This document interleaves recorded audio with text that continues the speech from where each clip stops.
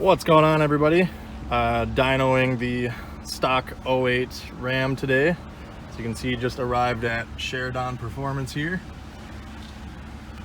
Make sure to check them out. They do have their own YouTube channel as well. Put the link in the description. They do a lot of performance work, especially on Mopars.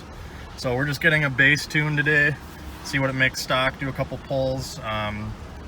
Factory 392 gears, factory 275 60R20 tires, so basically a 33-inch tall tire. You know, it's all bone stock, not even an air filter or exhaust. So do a few pulls here and see what we make.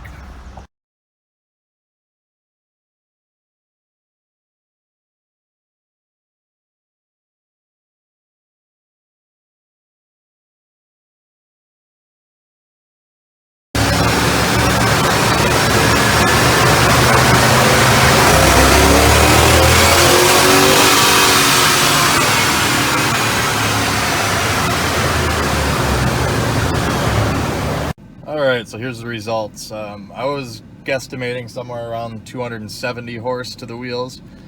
We did 3 runs. The first run got kind of messed up, so basically took the average of 2 runs, and we made 246 the first one and 251 for the second for horsepower, and then 273 torque. Not sure why it's not showing it for the first one there. And then this dyno, I'm not sure what kind of dyno they have, can't be positive, but it also tries to calculate the engine torque and horsepower, which down here it says my max engine torque, which would be at the flywheel, was a 314 basically with 290 horse. So they told me that it's usually within 1% on that calculation, which doesn't make much sense. Because the truck's supposed to make about 345 horse and 375 torque at the crank. Now, the truck obviously has 160,000 miles on it, so that's going to contribute a little bit. It was very humid today, so I'm sure that didn't help a lot. Also, I'm in Minnesota. We're at 1,000 feet above sea level, so nothing too bad. That's not really hurting me at all. But we had a few problems. So my truck in third gear is the 1-to-1 ratio, which is what you want for a dyno. What would happen is in third gear, I would hit my factory speed limiter at 105 and it would cut the truck out. So we had to do these runs in second gear.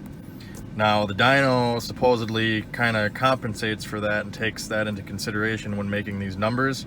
I would think that a lower gear would put out slightly better numbers because of the better gear ratio, but they claim that the dyno kind of evens it out. So they also said that it wasn't fueling very heavy right here.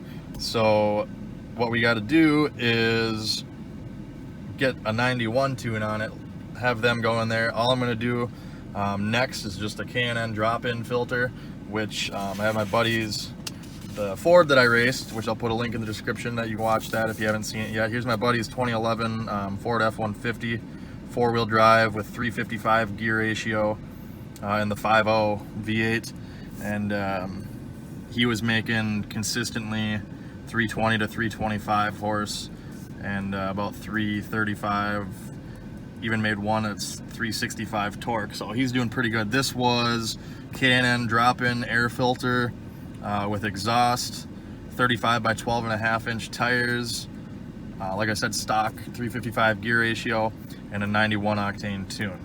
So I think by the time I do the same treatment to the Ram here, I should be closer to about the 275 range once I get to a 91 tune, somewhere in there.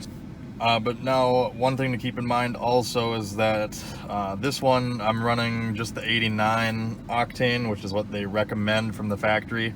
87 is acceptable, 89 is recommended. So 89 versus 91, not gonna make a huge difference, but a little bit there. Also, something kind of cool to look at is I'm actually surprised. It seems like the power curve on the Dodge was a little bit more broad, you know, a little more even than the Ford, which kind of surprised me, being that the Ford has dual overhead cam as opposed to just the single cam in the Dodge. But you can see here that it does climb up here a little bit. So I'm not sure which one of these is horse. I'm gonna guess this is probably horsepower and this is torque. So it makes torque early and then kind of slowly builds the horsepower, as opposed to the Ram kind of comes up a little bit quicker and then planes out. And this is important because a lot of people, all they care about is the peak number. So let's just say, for instance, now you can go back and watch the video. Like I said, I'll post it in the description. I raced this exact truck and he's actually making a little bit more power now because he got better tunes done. So he's putting down, shoot, maybe 80 horse more to the wheels. I'm at 250, he's at 320-ish. So yeah, 70 horse or more. And let's just say 340 average for torque as opposed to my 270. So 70 horse, 70 torque difference. But if you watch the video, my truck actually hangs with him fairly well. Granted, he does have bigger, heavier tires, but for the amount more power he's putting down, I hang in there fairly well because, like I said, it's got a little bit better of a curve. So don't always get hung up on the numbers so much. It's better to have kind of a maybe slightly less peak numbers, but a more broad, power curve. So don't get hung up on the numbers too much. It also depends on if you're doing a load-based dyno or a non-load-based dyno. So the load-based one is basically going to simulate the weight of your car on the street and how it's going to react as close to realistic as possible. So recently my Subaru made about 240 horse on a dyno that's 10% lower reading than a Mustang, which is basically like everybody's gold standard. So a very, very low reading dyno.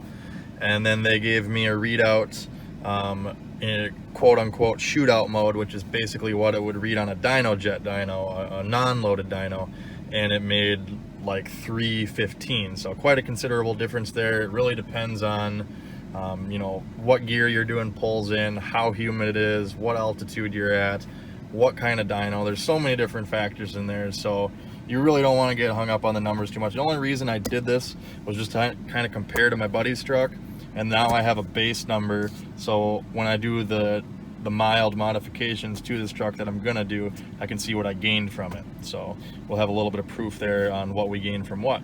Hopefully this video helped you out and kind of gave you an idea what your truck would make for power. Make sure to like the video if you liked it, subscribe for more videos like this, check me out on Facebook at Tony the Truck Guy. Make sure to stay tuned for the next dyno video I put out, and we'll see you on the next one. Thanks for watching.